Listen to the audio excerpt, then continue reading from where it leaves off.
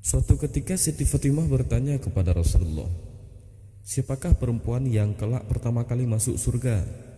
Rasulullah menjawab, "Dia adalah seorang wanita yang bernama Muti'ah." Siti Fatimah terkejut, ternyata bukan dirinya seperti yang dibayangkannya. Mengapa justru orang lain, padahal beliau sendiri adalah putri daripada Rasulullah sendiri? Maka timbullah keinginan Fatimah untuk mengetahui siapakah gerangan perempuan itu dan apakah yang telah diperbuatnya hingga dia mendapat kehormatan yang begitu tinggi. Setelah meminta izin kepada suaminya, Ali bin Abi Thalib, Siti Fatimah berangkat mencari rumah kediaman Muti'ah. Putranya yang masih kecil yang bernama Hasan diajak ikut serta. Ketika tiba di rumah Muti'ah, Siti Fatimah mengetuk pintu seraya memberi salam. "Assalamualaikum." "Waalaikumsalam, siapa di luar?" Terdengar jawaban yang lemah lembut dari dalam rumah, suaranya cerah dan merdu. "Saya Fatimah, putri Rasulullah," sahut Fatimah kembali. "Alhamdulillah, alangkah bahagia saya hari ini, wahai Fatimah, putri Rasulullah, sudi berkunjung ke gubuk saya ini." Terdengar kembali jawaban dari dalam rumah itu. Suara itu terdengar ceria dan semakin mendekat ke pintu. "Sendirian Fatimah?" tanya seorang perempuan yang sebaya dengan Fatimah, yaitu Muti'ah, seraya membukakan pintu. "Aku ditemani Hasan," jawab Fatimah. "Aduh, maaf ya Fatimah," kata Muti'ah. Suaranya terdengar menyesal. "Saya belum mendapat izin dari suami saya untuk menerima tamu laki-laki." "Tapi Hasan kan masih kecil," jelas Fatimah. "Meskipun kecil, Hasan adalah seorang laki-laki. Besok saja Anda datang lagi ya. Saya akan meminta izin dulu kepada suami saya," kata Muti'ah dengan nada menyesalnya. Fatimah pun pamit dan kembali pulang. Besoknya Fatimah datang lagi ke kediaman rumah Muti'ah itu. Kali ini beliau ditemani oleh Hasan dan Husain. Bertiga mereka mendatangi rumah Muti'ah itu. Setelah memberi salam dan dijawab gembira, masih dari dalam rumah Muti'ah bertanya, "Engkau masih ditemani oleh Hasan, wahai Fatimah?" "Suami saya sudah memberi izin untuk Hasan." "Tidak, Husain hari ini juga meminta ikut," jawab Fatimah.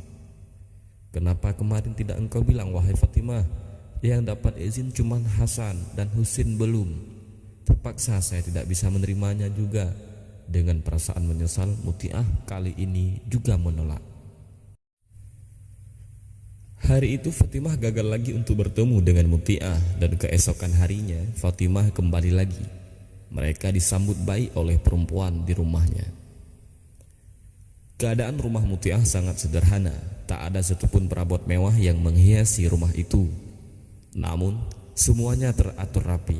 Tempat tidur yang terbuat dengan bahan yang kasar juga terlihat bersih.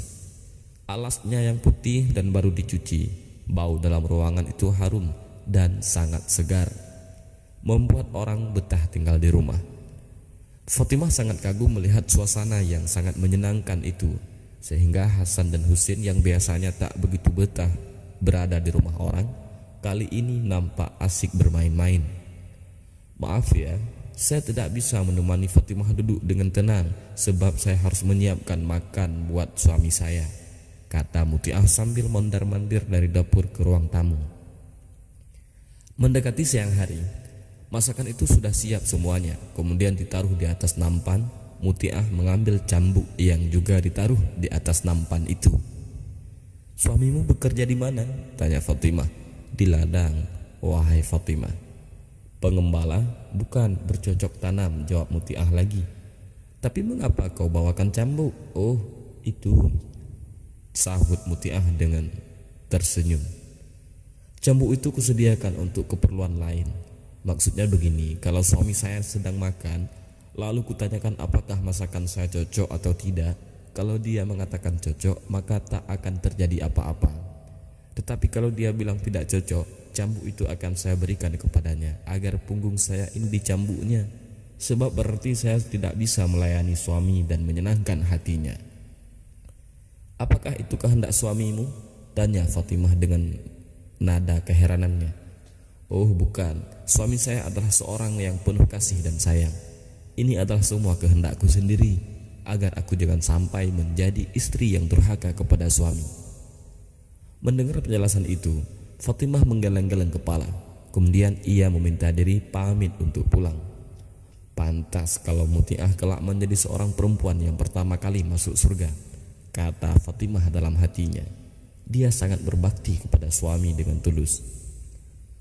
Perilaku kesediaan semacam ini bukanlah lambang perbudakan wanita oleh kaum laki, tetapi merupakan cermin bagi citra ketulusan dan pengorbanan kaum wanita yang harus dihargai dengan perilaku yang sama. Tak hanya itu, pada saat Fatimah di rumah Muti'ah, beliau melihat kipas dan kain kecil. Buat apa benda ini, wahai Muti'ah? Siti Muti'ah tersenyum malu, namun setelah didesak ia pun bercerita. Engkau tahu, wahai Fatimah, suamiku seorang pekerja keras memeras keringat hari ke hari. Lalu aku sangat sayang dan hormat kepadanya. Begitu kulihat ia pulang kerja, cepat-cepat kusambut kedatangannya. Kubuka bajunya, kulap tubuhnya dengan kain kecil ini hingga kering keringatnya. Ia pun berbaring di tempat tidur melepas lelah. Lalu aku kipasi beliau hingga lelahnya hilang atau tertidur pulas.